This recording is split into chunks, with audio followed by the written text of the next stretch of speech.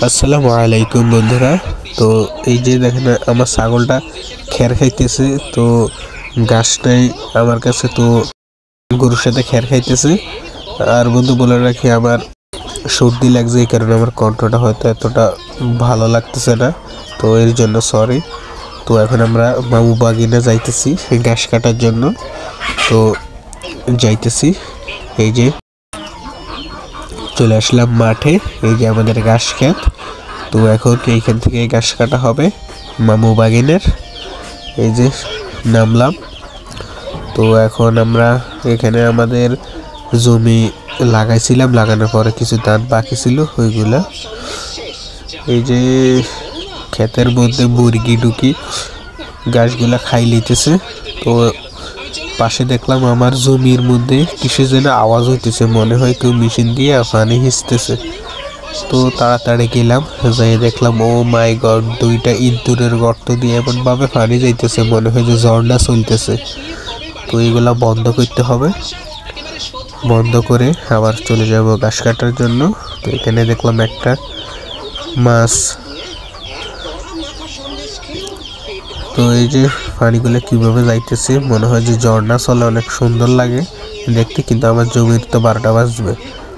তো এটারে এখন বন্ধ করে দিতে হবে। আমার ধানগুলো মাশাআল্লাহ অনেক ভালো হয়েছে।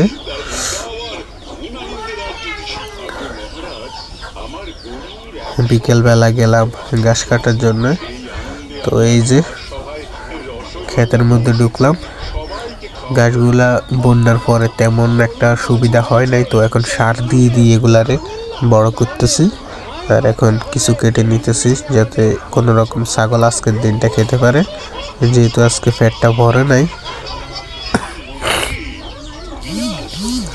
আর বন্ধুরা, আমার ভিডিওগুলো হয়তো এখন একটু খারাপ লাগতে পারে, তো আশা করি আমি সামনে একটা ভালো ক্যামেরা কিনে ভিডিও করব, আপনারা আমাকে সাপোর্ট দেবেন।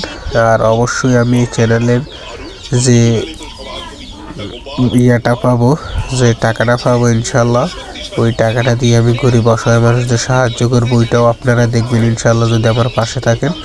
তো আমার ঘাস কাটা শেষ, তো এখন আমরা চলে যাব বাড়িতে, গিয়ে ছাগলটা ঘাসগুলা দিতে হবে। তো এখানে একটা সমস্যা, আমার বাগিনাটা উঠতে গিয়ে জুতা পিছলে পড়ে গেছে, ও অনেক ব্যথা পাইছিল, কিন্তু বলে নাই।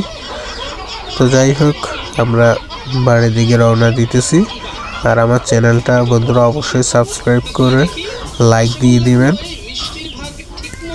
যাতে পরবর্তী ভিডিওটা আপনারা সবার আগে পেয়ে যান। তো এই যে ছাগলটা ঘাস দিছি, আর বন্ধুরা আমি ঘাস দেওয়ার ভিডিওটা করতে পারি না ওই দিন, তো এটা আমার অন্য একদিনের ভিডিও। তো দেখেন মাশাআল্লাহ আমার ছাগলগুলা কত সুন্দর খাইতেছে। আমার দেশি ছাগল, কিন্তু বাচ্চাগুলা পাটনাইয়া ক্রস ছাগল। তো আমি এটাই করব, আমি আরও কিছু দেশি ছাগল কিনবো এবং আপনার ক্রস ছাগল দিয়ে ব্রিড করাবো ইনশাল্লাহ, যাতে ছাগলগুলো একটু উঁচা লম্বা হয়, সুন্দর হয়। তো বন্ধুরা, আজকের ভিডিওটাই পর্যন্তই। ভালো লাগলে লাইক